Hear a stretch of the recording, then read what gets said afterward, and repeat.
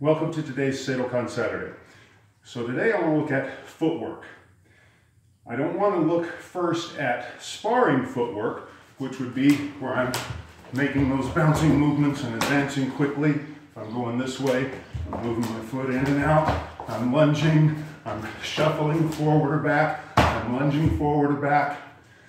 If I have room to do that kind of footwork, I have room to run away.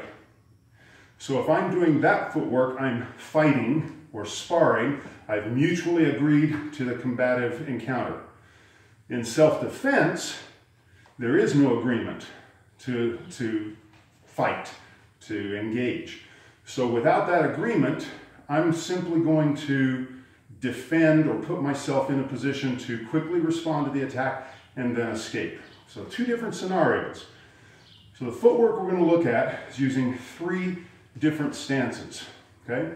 The first is our square stance. If you'll recall, my feet are pointed out at 45-degree angles. My center of gravity is lowered. My posture is upright.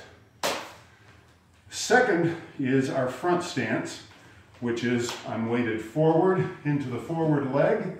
So my center of mass is pushed toward the front. And third is my horse stance, similar to the shikodachi, but with my feet parallel and my weight down, okay? So we're going to use those three stances, and here's the drill I want you to practice. From your ready position, bring both hands to hikite. We're going to drop back, and I say backward. Let me clarify this before I go on. When I say drop back, I don't ever want to go backwards in a straight line, okay? You've seen the movies where a car's chasing you, oh no, and they run straight down the street. Ridiculous. Or Larry the Cable Guy talks about a guy who was hit by a train while walking on the railroad tracks and said, look, if there's a train coming at you and you don't want to die, do this. So I'm using the term back. And again, if a car's bearing down on me down the road, boom, go off the side. Especially out in the woods, go behind 2 or 3 trees, that car's not going to get you. So I want to move at an angle. Even if I'm moving backwards, and I say that loosely, I'm moving back at an angle, or to take my center vital targets off the line of the attack. So that's it. Here's the drill. Hands come to hikite. I'm going to drop back to the right into my square stance. I'm going to drop back to the left in my square stance. Then I'm going to go forward to the right and forward to the left. So that's my square stance, my shikodachi. And as the attack comes, the quicker I can hunker down, the quicker I can brace myself against the impact, as well as be offline of the target, the better. So back, right, left, forward, right, left.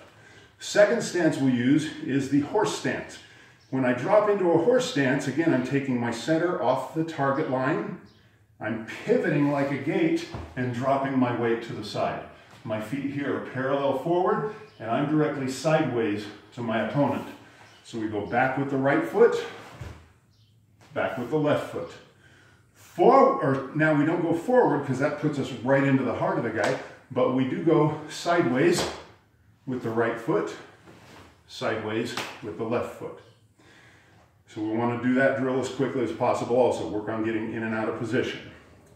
Third is my front stance. And here's where the real danger of being straight on with the attacker is.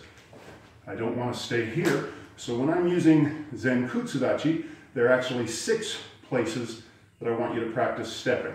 First, back at a 45-degree angle. So it moves my body off the center. Forward at a 45-degree angle.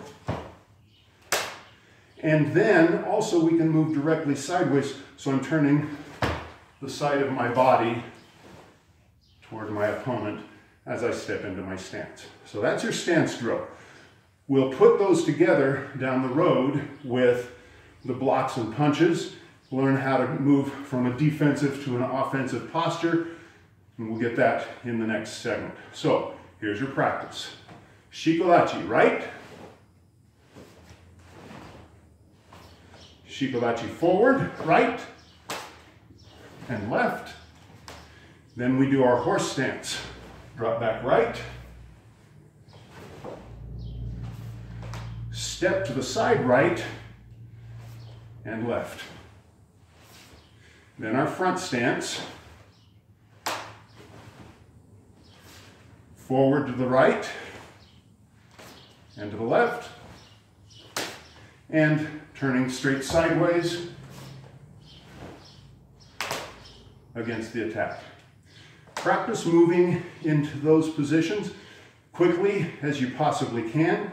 We can do that with other stances down the road. We'll incorporate cat stance, crane stance. But for now, those 3 stances, 4 positions and 6 positions with the front stance. Next week, we'll add hand movements coordinated with those defensive postures. Until then, well, thank you for joining the Seidokan Saturday. Keep practicing.